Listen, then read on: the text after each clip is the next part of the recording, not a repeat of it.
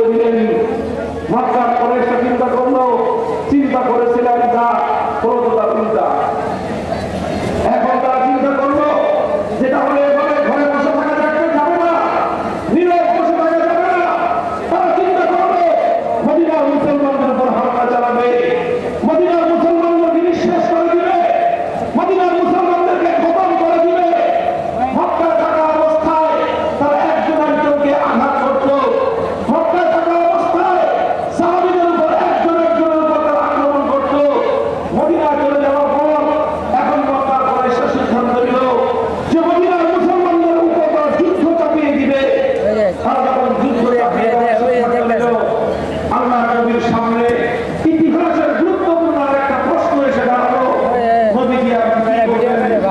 তিনি কি মক্কাবাসীদের সঙ্গে যুদ্ধ করবেন, নাকি তিনি এভাবেই মক্কায় যেভাবে নীরবে জুলুম সিদ্ধ করতেন, যেভাবে তিনি নীরবে নির্ভীকভাবে অত্যাচার সন্ত্রাস করে গিয়েছেন, এক গালে চর মারলে আরেক গাল কেটে দিয়ে বলতেন আরেকটা চর মারো, কিন্তু আমার কথা শোনো, এখনো কি সেই একই নীতির উপর চলবেন, না তিনি তার নীতির পরিবর্তন করবেন?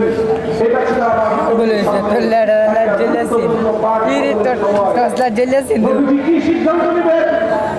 এখনো সেই অত্যাচারীদের সঙ্গে নমনীয়তা প্রদর্শন করবেন, না অত্যাচারী জালেমদেরকে ইটের বদলে পাথরের আঘাত হানবেন, একটু আঘাত করলে পাল্টা আঘাত হানবেন? এটা ছিল আমার নবীর সামনে ঐতিহাসিক প্রশ্ন। ইতিহাস কি বলে? আমার নবী তার দ্বিতীয় তালিম পাঠিয়ে এসে 5 বছরের মুহূর্তে এসে আমার নবী দ্বিতীয় সিদ্ধান্তকে সঠিক গ্রহণ করেছিলেন। আমার নবী সিদ্ধান্ত নিলেন 14 বছর জুলুম সহ্য করেছি, আমি জুলুম সহ্য করবো না।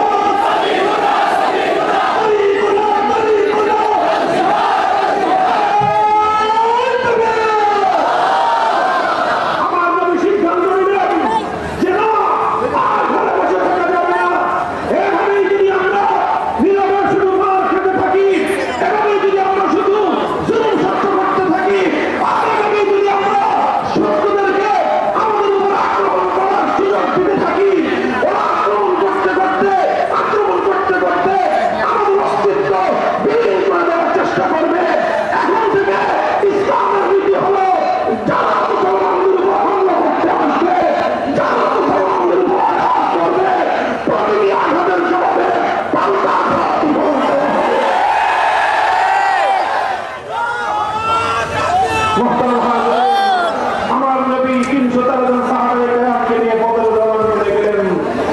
1000 সশস্ত্র বাহিনীর বিরুদ্ধে যুদ্ধ করলেন। লড়াই হলো।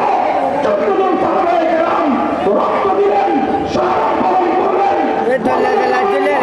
আল্লাহ নবী সাহাবীদের রক্তে রঞ্জিত হলো। সেই রক্তের রং মেহেদি রঙের মতো ফুটফুটে হয়ে মাওলা মুসলমানদের জন্য এক নতুন সূর্যোদয়ের সুসংবাদ দান করবে। আল্লাহর জমিনে কুফরকে পরাস্ত করে মক্কার কুরাইশদের কোমর ভেঙে দেওয়া হলো। ইসলামের নতুন সম্ভাবনার দুয়ার উন্মোচিত হলো। আল্লাহ নবী সঠিক সিদ্ধান্ত নিলেন, সঠিক সময় সঠিক সিদ্ধান্ত নিয়েছেন। যখন হিজরতের সিদ্ধান্ত নেওয়া, তখন তিনি হিজরতের সিদ্ধান্ত নিলেন। যখন জিহাদের সিদ্ধান্ত নেওয়ার সময় এলো, আমার নবী জিহাদের সিদ্ধান্ত নিতে এক মুহূর্ত বিলম্ব করেন নাই। তিনি জিহাদের সিদ্ধান্ত নিলেন। বদরের রণাঙ্গনে 300 জন নিয়ে জিহাদের রণাঙ্গনে ঝাঁপিয়ে পড়লেন। মক্কার কুরাইশরা 3000 নিয়ে মদিনার দিকে ঢেউ করেছে। সেই জালেম অত্যাচারীদের কাছ থেকে আমরা প্রতি ফোঁটা রক্তের বদলা নিয়ে সেই জন্য আমরা অপেক্ষা গ্রহণ করতেছিলাম। নবীজি বলেন ইনজু আলা রাসূলিল্লাহ, ইনজু আলা রাসূলিল্লাহ, চলো আল্লাহর নামে আমার লড়াই হবে উহুদের রণাঙ্গনে। উহুদের ময়দানে গেলেন, 700 সাহাবায়ে-কেরামকে নিয়ে আল্লাহ নবী যুদ্ধ করলেন। 70 জন সাহাবায়ে-কেরাম শাহাদাত বরণ করলেন। আল্লাহ নবী নিজে জানলেন শহীদ হলো, মাথা ভাঙলো, সারা শরীরে 5টি বড় বড় আঘাত প্রাপ্ত হলেন।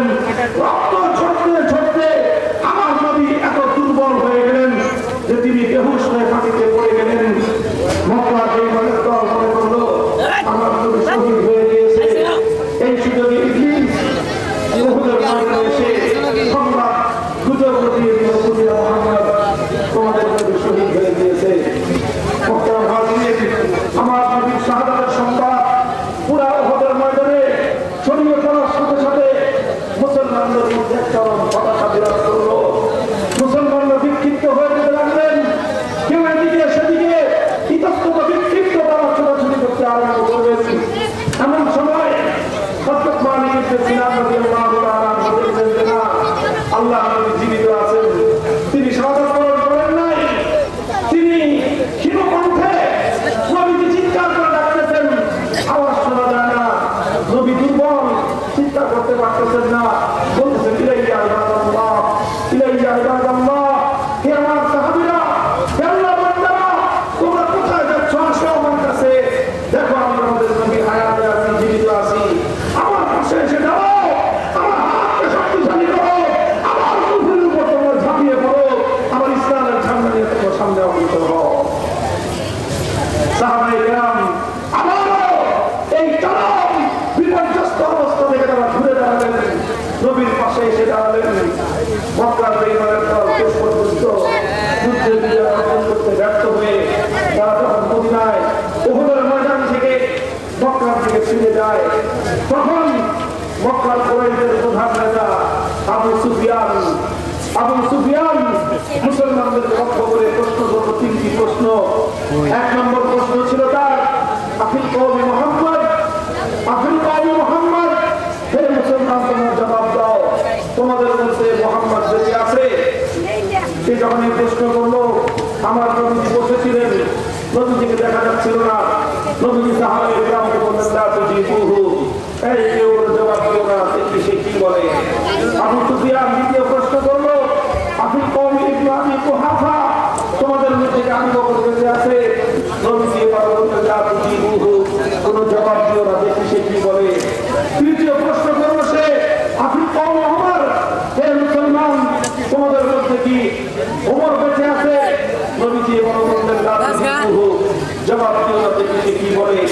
আবু সুফিয়ান বলল, ইন্নাহা উলাই কাদ মাতু লাউ কানা আহয়াআন আজাবু, এরা সব মারা গেছে, মুহাম্মদ, আবু বকর, ওমর সব নিহত হয়েছে।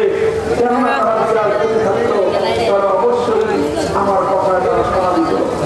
আল্লাহ নবী বলতে কি না ও পর্যন্ত বলে বলতে দাও। আবু সুফিয়ান এরপরে যে কথাটা বললো, মুসলমান যে কথা থেকে আমি তোমাদেরকে শিক্ষা দিতে চাই, তালিম হাসিল করার জন্য উদ্বুদ্ধ করতে চাই। আমার নবীর জিন্দেগির গুরুত্বপূর্ণ একটি শিক্ষা।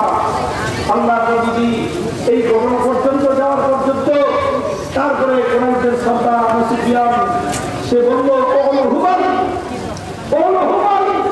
মুহাম্মদ মারা গেছে, আবু বকর মারা গেছে, ওমর মারা গেছে।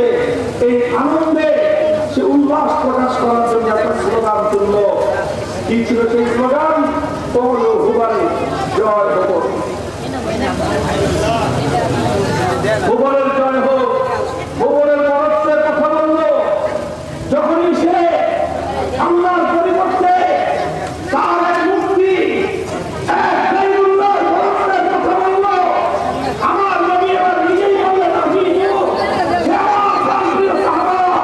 তোমরা এবার আর বিরোধ থেকো না, এখন আল্লাহর বরত্বের পরিবর্তে গায়রুল্লাহর বরত্বের স্লোগান উঠতেছে।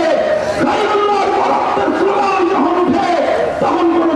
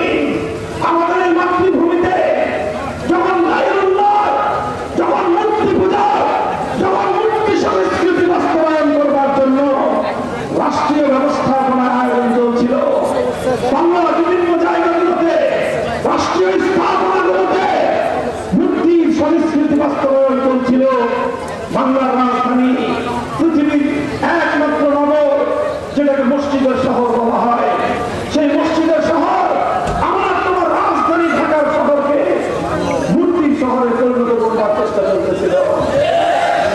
আমরা তখন বলেছিলাম যে না, মসজিদের এই শহরের পবিত্রতা মূর্তি দিয়ে নষ্ট করা যাবে না। হ্যাঁ, এটা আমাদের হিন্দু ভাইদের মন্দিরের মূর্তি দিয়ে আমাদের আলোচনা না। হিন্দুরা ধর্ম পালন করবে ধর্মীয় স্বাধীনতা অনুযায়ী, তারা তাদের মন্দিরে, তাদের বাসায়, তাদের ব্যক্তিগত জায়গায় তারা তাদের ধর্মকর্ম যেভাবে পালন করতে হয় সেভাবে করবে।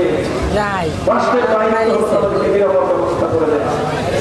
কিন্তু মুসলমানদের ভূমিতে, মুসলমানদের জনপদে রাষ্ট্রীয় স্থাপনাগুলোতে মূর্তি স্থাপন করা, ভাস্কর্যের নামে কারা মূর্তি বানানো ইসলাম সহ্য করে না। আমরা বলেছিলাম মূর্তি বানায় না, সেটা আপনার বাবার মূর্তি হোক, নানার মূর্তি হোক, নেতার মূর্তি হোক, নেত্রীর মূর্তি হোক, মুসলিম সমাজে মূর্তি কালচার সহ্য করা যাবে না। আমি এক আলোচনায় বলেছিলাম মুহাম্মদ সাল্লাল্লাহু আলাইহি ওয়াসাল্লাম যেদিন মক্কাটা বিজয় করলেন, বাইতুল্লাহ বিজয় করার পরে, মক্কা শরীফ বিজয় করার পরে আল্লাহ নবী পবিত্র বাইতুল্লাহ থেকে 360টা মূর্তি, এক একটা মূর্তি নিজের হাতে ফটো দিয়ে দিয়ে ভূপাতিত করেছেন। এগুলোকে আমার নবীজি নিজ হাতে এক একটা মূর্তিকে তিনি ধরাশায়ী করেছেন। আর নবীজির কণ্ঠ উচ্চারিত হয়েছিল, যার হাত ও সাহাল বাতিল ইন্নাল বাতিল কানা যাহুকা, সত্য এসেছে, মিথ্যা অপসারিত হবে। মূর্তি হলো পৃথিবীর সবচেয়ে বড় মিথ্যা। এক একটা মূর্তি যখন আল্লাহ নবী ভাঙেন, এইভাবে ভাঙতেছিলেন। এরপরে একটা মূর্তি নিয়ে আসা হলো, কার মূর্তি?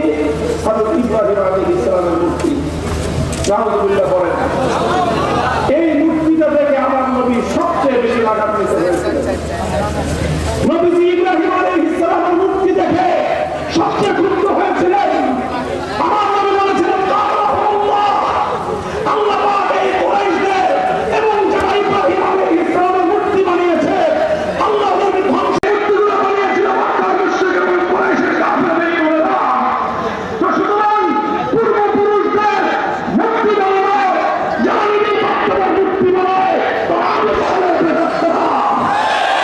আল্লাহ তাআলার সত্যিকার আদর্শের অনুসারী যারা বাচ্চাদের মূর্তি বানায় না, বরং নিজের হাতে বাচ্চাদের মূর্তি ভেঙে গুড়িয়ে দেয়। আজ সেই বাংলার মাটিতে দাঁড়িয়ে আমি আবার বলছি, আমাদের প্রোগ্রাম কোন ব্যক্তির বিরুদ্ধে নয়, আমাদের এই প্রোগ্রাম কোন দলের বিরুদ্ধে নয়, আমাদের প্রোগ্রাম কোন নেতার বিরুদ্ধে নয়। শেখ মুজিবুর রহমান সাহেবের মূর্তি বানানো হোক, জিয়াউর রহমান সাহেবের মূর্তি বানানো হোক, এমনকি আমার বাবার যদি মূর্তি বানানো হয়, শক্তি থাকলে সেই সব মূর্তি আমরা ভেঙে গুড়িয়ে দেবো। আজ জুলাই বিপ্লবে আমাদের যে সকল ভাইয়েরা রক্ত দিয়ে বাংলার মানুষকে মুক্ত করেছে, যারা আল্লাহর নবী জীবন দিয়েছে, শহীদ আবু সাঈদ, শহীদ মীর মুগ্ধা, শহীদ হাফেজ হুমায়ুন, আমরা জানতে পারি, মাঝে মাঝে শুনি আমাদের এই সকল বীর শহীদদের নামে নাকি বাংলাদেশের ভাস্কর্যের নামে মূর্তি তৈরি করা হবে। আমরা সতর্কবাণী উচ্চারণ করে দিতে চাই, যারা আমাদের জুলুমের বিরুদ্ধে লড়াই করে, সত্যের জন্য যারা জীবন দিয়েছে, এই পৃথিবীর সবচেয়ে বড় মিথ্যাচার, তাদের নামে মূর্তি তৈরি করা হলে সেই মূর্তি আমরা ভেঙে গুড়িয়ে দিতে এতটুকু দ্বিধা করব না। কথা পরিষ্কার, কথা পরিষ্কার। এই পয়েন্টে আমাদের কোনো আপোষ নাই। যারাই আমার মসজিদের দেশকে, আমার ইমানের দেশকে প্রত্যেকতা দিয়ে ভরতে চাইবে, যারা আমাদের প্রাণপ্রিয় মাতৃভূমিকে শিরকি সংস্কৃতি আমদানি করতে চাইবে, ওদেরকে সব বাধ্যতার ওই প্রত্যেকতার দেশে পাচার করে দেওয়া হবে। এদেশের মাটি শাহজালালের মাটি, এদেশের মাটি ওলি আউলিয়াদের ওলামায়ে উম্মতের দেশ। আমি বলতেছিলাম, আমার নবীর জীবনের দ্বিতীয় দানের পয়েন্ট, যখন মক্কার কুরাইশরা শক্তি প্রয়োগ করে আল্লাহ দ্বীনের বাতিকে নিয়ে দিতে চাইল, আমার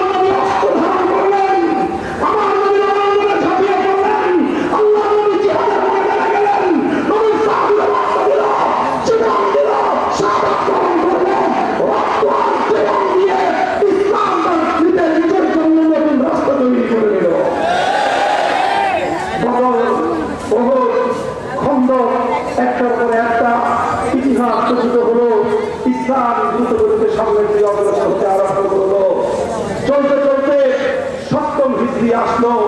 70 হিজরিতে আমার নবী মুহাম্মদ সাল্লাল্লাহু আলাইহি ওয়াসাল্লাম 1400 সাহাবায়ে কেরামকে নিয়ে সোনার মদিনা থেকে উম্মত হুদাইবিয়া উমরা করার উদ্দেশ্যে তিনি মক্কায় আসতে চাইলেন। হুদাইবিয়া নামক জায়গায় মক্কার উপকণ্ঠে যখন এসে আমার নবী উপনীত হলেন, মক্কার কুরাইশরা আমার নবীকে বাধা দিল যে না, আপনাকে আমরা মক্কায় ঢুকতে দেব না। লম্বা ইতিহাস। আল্লাহর নবী সেদিন বলেছিলেন, আজ মক্কাবাসীরা এমন যে কোনো শর্ত দিবে যেই শর্তের মাধ্যমে বাইতুল্লাহ শরীফের সম্মান এবং ইজ্জত রক্ষা পায়, আমি সেই শর্ত মেনে নিয়েই মক্কার কুরাইশদের সঙ্গে একটা চুক্তি করব, সন্ধি করব, তাদের সঙ্গে আমি সুলহ করব। নবী করিম সাল্লাল্লাহু আলাইহি ওয়াসাল্লাম অনেক ছাড় দিলেন, অনেক ছাড় দিলেন, এত ছাড় দিলেন ইতিহাসে যার নজির খুঁজে পাওয়া কঠিন। এত ছাড় দিয়ে আল্লাহ নবী মক্কাবাসীদের সাথে হুদাইবিয়ার সন্ধি করলেন। এটা ছিল আমার নবীর জীবনের তৃতীয় গুরুত্বপূর্ণ সিদ্ধান্ত, টার্নিং পয়েন্ট। যেখানে প্রয়োজন ছিল এবার একটু শান্তিপ্রিয় হবে তামাম পৃথিবীতে ইসলামের দাওয়াত সম্প্রচার করা, আল্লাহর নবীর জন্য সেখানে একটা রাজনৈতিক সিদ্ধান্ত গ্রহণ করা প্রয়োজন ছিল। নবীজি সেই রাজনৈতিক বিবেচনায় মক্কার কুরাইশদের সঙ্গে হুদাইবিয়ার সন্ধি করে ইসলামের জন্য মক্কা বিজয়ের দুয়ার খুলে দিয়েছিলেন। ওলামায়ে কেরাম এখানে আছেন, মাদ্রাসার তালেবে ইলমরা আছেন, শিক্ষিত ইতিহাস পাঠকরা আছেন। আমি আর এই কথা দীর্ঘ আলোচনা করছি না, শুধু এতটুকু আপনাদেরকে বললাম হুদাইবিয়ার রাজনৈতিক একটা দূরদর্শিতা প্রদর্শন করেছিলেন। সেই দূরদর্শিতার কারণে 1 বছরের মাথায় 8ম হিজরিতে মক্কা বিজয় হয়েছিল। 3 বছরের মাথায় আমার নবী যখন বিদায় হবে পবিত্র আরাফার ময়দানে আল্লাহর জন্য হজ করতে একত্রিত হয়েছিলেন। আমার নবীর সঙ্গে তখন 16 লক্ষ সাহাবায়ে কেরামের পবিত্র জামাত একত্রিত হয়েছিল। আমার নবী তখন 10ম হিজরি রবিউল আউয়াল মাসে এই দুনিয়া থেকে ইন্তেকাল করে আখিরাতের সফর শুরু করেন। ততদিনে 12.5 লক্ষ বর্গ মাইল জুড়ে আল্লাহ নবী বিশাল ইসলামী খেলাফত কায়েম করে আল্লাহ দ্বীনের ঠান্ডা 12.5 লক্ষ বর্গ মাইল জুড়ে উদ্ভিদ করে দিয়ে গিয়েছিলেন। মুহতারাম হাজিরিন, আমার নবী এইভাবে ইতিহাসের গুরুত্বপূর্ণ 3টি ঐতিহাসিক সিদ্ধান্ত নিয়েছিলেন। প্রথম সিদ্ধান্ত ছিল হিজরতের, দ্বিতীয় সিদ্ধান্ত ছিল জিহাদের, তৃতীয় সিদ্ধান্ত ছিল সন্ধি এবং সুলহের সিদ্ধান্ত। এই 3 সিদ্ধান্তের মাধ্যমে আল্লাহ নবী ইসলামকে অনন্য উচ্চতায় পৌঁছে দিয়ে গিয়েছিলেন। এই কথা নবীর ইতিহাস থেকে পর্যালোচনা করে আমি এবার আমার বাংলাদেশের মুসলমানদেরকে একটা তালিম নবীর জীবন থেকে গ্রহণ করার জন্য আহ্বান জানাই। আমাদের জীবনে আমাদের পূর্বপুরুষদের জীবন থেকে আমরা বিগত দিন থেকে এমন 3টা ঐতিহাসিক পাঠ বদলের ইতিহাস আমরা দেখতে পাই। প্রথম ইতিহাস রচিত হয়েছে 1947 সালে। 1947 সালে আমার তোমার পূর্বপুরুষদের সামনে প্রশ্ন ছিল, তোমার দেশ মুসলমানের দেশ হবে না জঙ্গি অধীনতা ভারতের সাথে থাকবে? এই সিদ্ধান্ত যখন আমার জাতির সামনে এসেছিল, আল্লাহ পাকের শুকর আদায় করি, আমাদের পূর্বপুরুষদের শুকরগুজারি আদায় করি।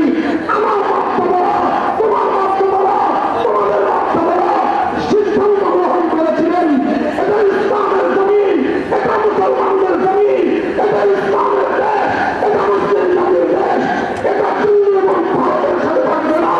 এই দেশ ভারত থেকে বিভক্ত হয়ে মুসলমানদের জন্য তারা আলাদা করেছিলেন। প্রথম সিদ্ধান্ত ছিল 1947 সালের দেশ বিভাগ। কথা পরিষ্কার, এই কথা পরিষ্কার। প্রথম সিদ্ধান্ত ছিল বাংলার মুসলমানদের জন্য 47 সালের দেশ বিভাগ। দ্বিতীয় সিদ্ধান্ত আসলো আমরা 47 সালে দেশ ভাগ করে যাদের সঙ্গে এক দেশ করেছিলাম তারা আমাদের উপর জুলুম করলো, তারা আমাদের উপর অত্যাচার করলো, তারা আমাদেরকে অধিকার থেকে বঞ্চিত করলো, আল্লাহ প্রদত্ত ন্যায্য অধিকার তারা কেড়ে দিল, ওরা বৈষম্যের রাজ কায়েম করলো।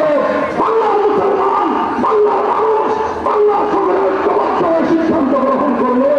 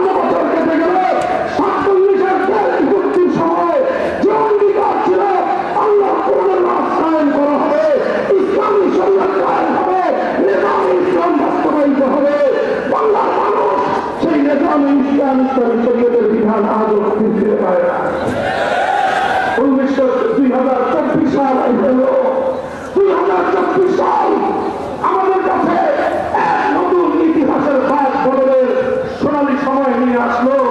24 সালে বাংলার আমার ছেলেরা গর্জে উঠলো, বাংলার আমার সন্তানেরা জুলুমের বিরুদ্ধে আবার রুখে দাঁড়ালো, বাংলার আমার সন্তানেরা বৈষম্যের বিরুদ্ধে আবার রুখে দাঁড়ালো, বাংলার আমার সন্তানেরা আমার মুসলমানদের উপর হিন্দুত্ববাদী ভারতের আধিপত্যের বিরুদ্ধে গোটা বাংলাদেশের প্রত্যেকটা জনপদে স্লোগান তুলল দিল্লির ঢাকা। কথা বলো ঠিক না বেশি? আমি তোমাদেরকে ইতিহাসের ছাড়া দেখাচ্ছি, আমি তোমাদেরকে ঐতিহাসিক শিক্ষা গ্রহণ করবার ছাড়া নয় জীবন থেকে চিরযুদ্ধবী থেকে প্র্যাকটিক্যাল জীবনে নিজেদের বাস্তব জীবনের আমাকে আল্লাহ নবীর সিরাতকে বাস্তবায়ন করবার ঐতিহাসিক ছাড়া আমি তোমাদেরকে দেখাচ্ছি। প্রথমে বের হলো বিশ্ববিদ্যালয়ের ছাত্ররা করে দিয়ে আমার ইউনিভার্সিটির সন্তানদেরকে হত্যা করা হলো। ইউনিভার্সিটির ছাত্রদেরকে যখন হত্যা করা হলো, কলেজের ছেলেরা বের হয়ে আসলো, স্কুলের ছেলেমেয়েরা বের হয়ে আসলো, আলিয়া মাদ্রাসার ছেলেরা বের হয়ে আসলো, কওমি মাদ্রাসার ছাত্ররাও বসে থাকলো না, তারা ধনিয়া জোয়ারের মতো রাজপথে নেমে আসলো। মানুষ জিজ্ঞাসা করলো হুজুরদেরকে, কওমি মাদ্রাসার ছেলেদেরকে, আরে কলেজ ইউনিভার্সিটির ছাত্ররা তো আন্দোলন করতেছে কোটার বিরুদ্ধে, ওরা চায় কোটা বিরোধী আন্দোলন করতেছে, ওরা কোটা সংস্কার চায়, মেধার ভিত্তিতে সরকারি চাকরি চায়, ওরা কি চায়?